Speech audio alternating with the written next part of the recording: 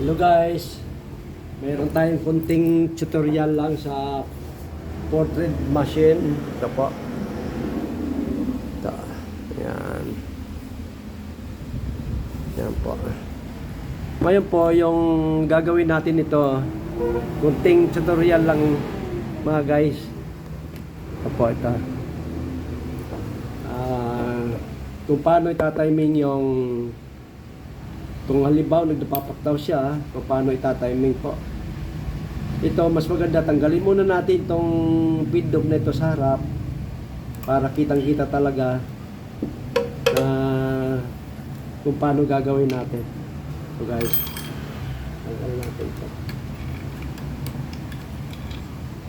Tsaka itong front guide, front needle guide, ito po. Ayan ito. Guys, ito ang pagtatiming nito guys, ito. Yan. Unang gagalawin natin itong sa ilalim. Ito po. Loper. Ito po. Ito. Yan. Ito yung gagalawin natin ito. Itong loper, ito yun. Ito. Yan po. Ngayon guys, itatiming na natin to. Ganito lang pag itatiming po. Ito, ikotin paharap lang. Ikot paharap. Ngayon, unang tatiming, titingnan natin yung loper at saka yung karayom, yung needle niya.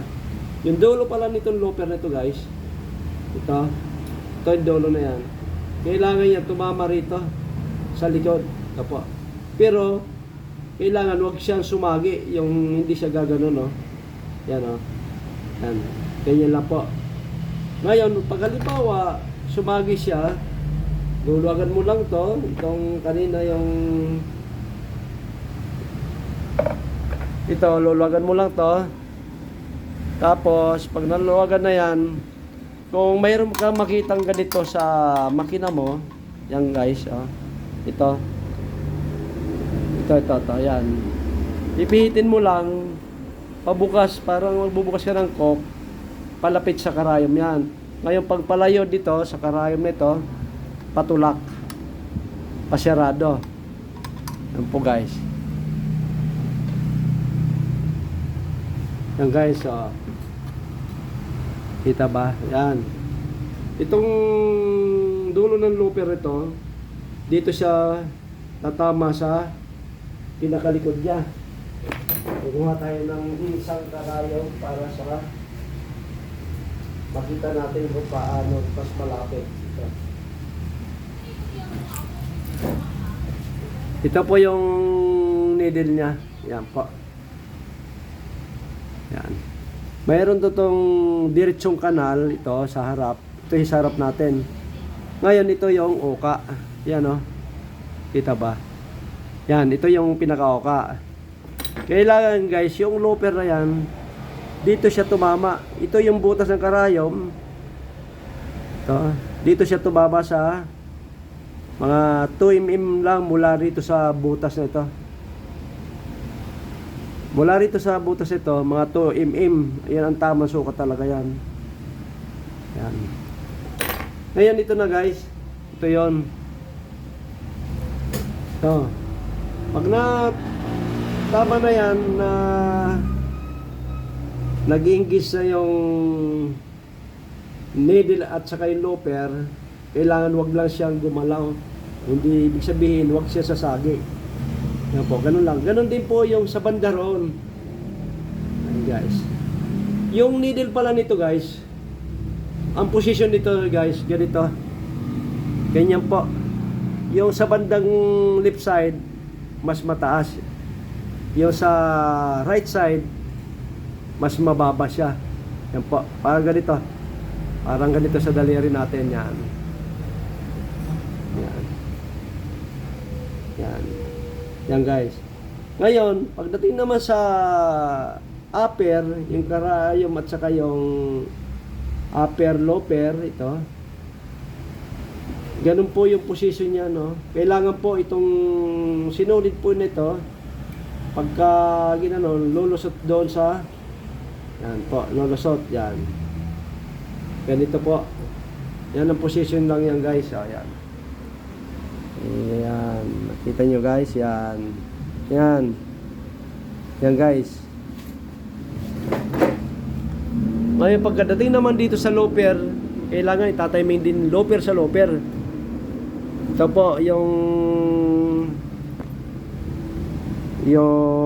position nila sa loper yan po, yan o. Yan, kita po ba? Kita, yan. Yan guys, ganyan lang guys. Yan. Yan. Yan o. Yung dulo ng loper, nasa ukas yan ng lower loper. Yan po.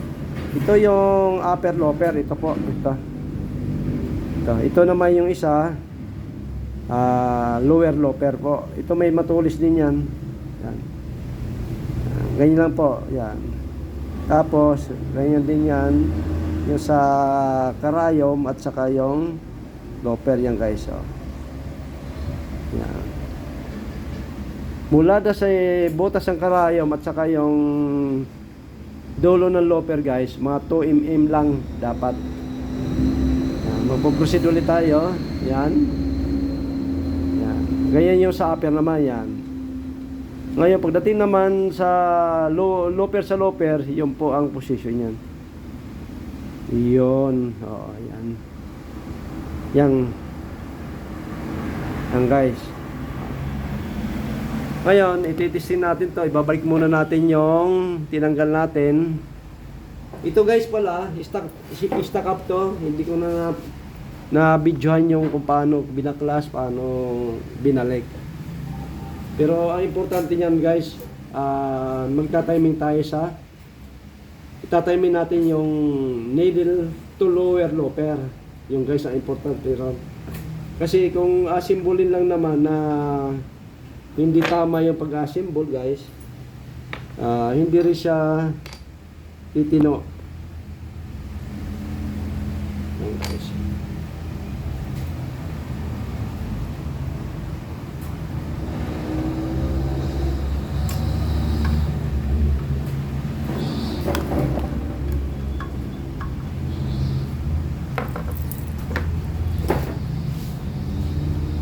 Kailangan to guys, ibalik na natin yan sa atin.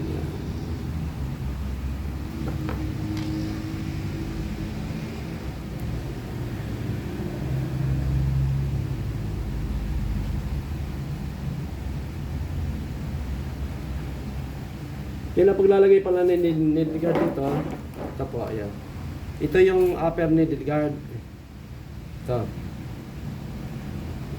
Kailangan wag siya bumangga ron kasi pag bumangga niya, halimbawa ganyan, yan o, tatamaan na yung loper sa loper tsaka yung karayom.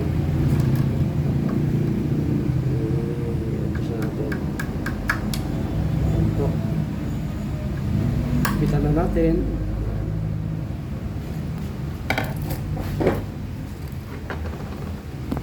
Ito guys pala, yung isang lower needle guard, ito kailangan ito needle guard to lower, kailangan ng karayom nito nakasandal na ng konti rito pagka itiniming.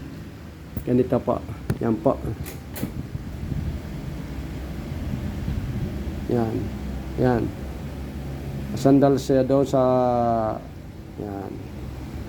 yan po yung pagtatiming. Yan, dandahan lang tayo. Yan po, yan. Ngayon guys, ibabalik na natin tong mga natanggal natin. Ito guys, babalik na natin to.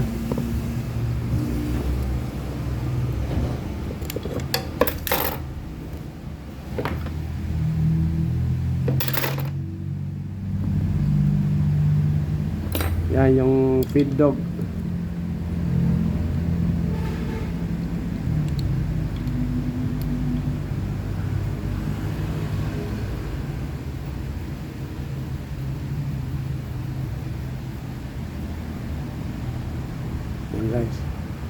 Kaya pagbabalik nito guys, ito. Ito, ilalagay na natin yung throat plate niya guys. Yan. Yan. Ito yung tornilyo. Lalagay na natin para may testing na natin guys.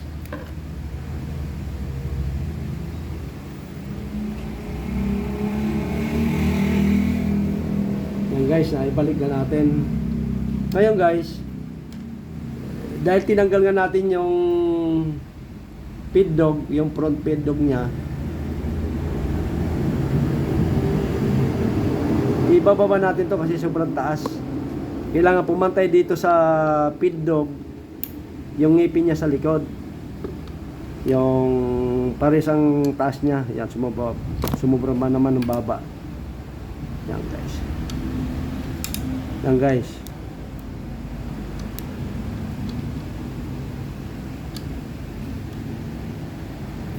Yan. Higpitan na natin guys. Yan. Yan guys. Ayun guys, ititesting na natin to guys. Titingnan natin kung okay na ba yung timing.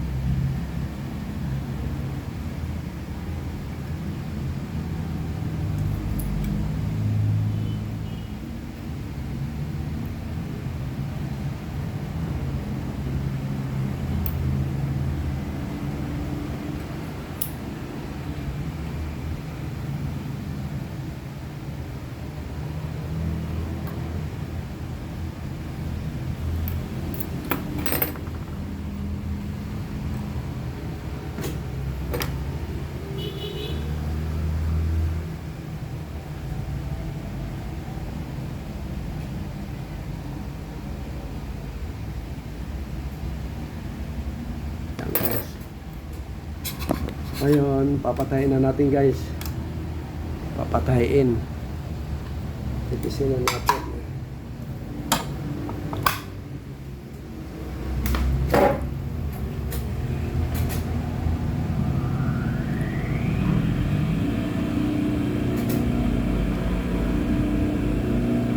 Ngayon guys, gamitin muna natin ito pantaas. Yan guys, kasi yung lamisa nito hindi sa kanya.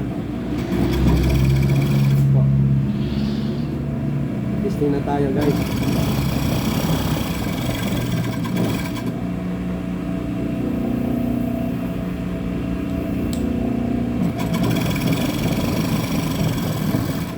Yan guys, oh.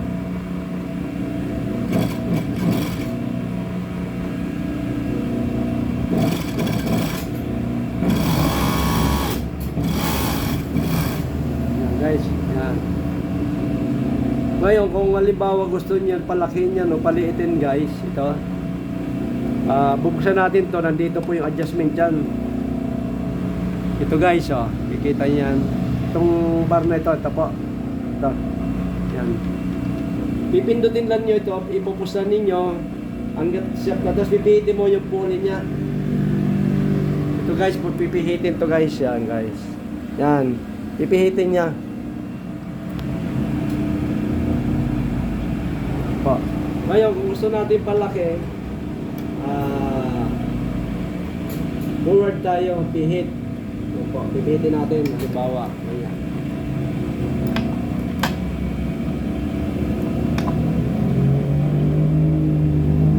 Titisin na natin to.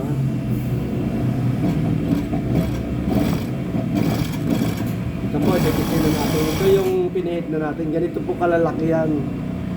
Ito yung kanina. Ito po, mas matitid siya. Mas masiksik siya. Yan po. Yan. Yan guys. Ngayon, kung ibabalik naman natin, ganun pa rin ang procedure po. Pipindutin lang. Ganun, hanggat bumaba siya. Lulubog yan eh. Yan. Tapos pipihitin ulit backward. Yan po. Ngayon, bibitawan na yan. Pag bitawan mo na yan, titisin natin ulit, ano? Kanina, oh, sobrang laki.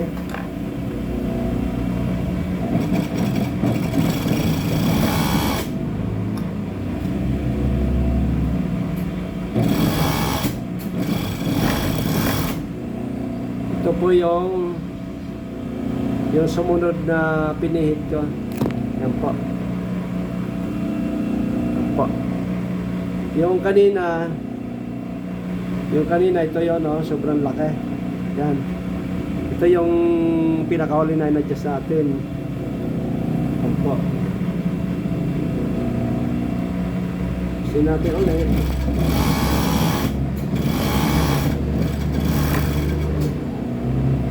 Yan na yung pinaka-standard talaga na laki niyan. Ngayon guys, natapusin na natin to.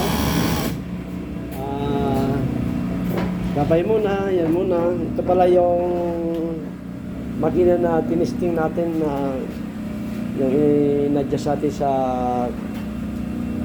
kung naglalaktaw kasi yan at saka stack up. Yan guys. Yan guys. Yun lang muna. Bye-bye. Follow sa page, follow sa YouTube, follow din. Bye-bye.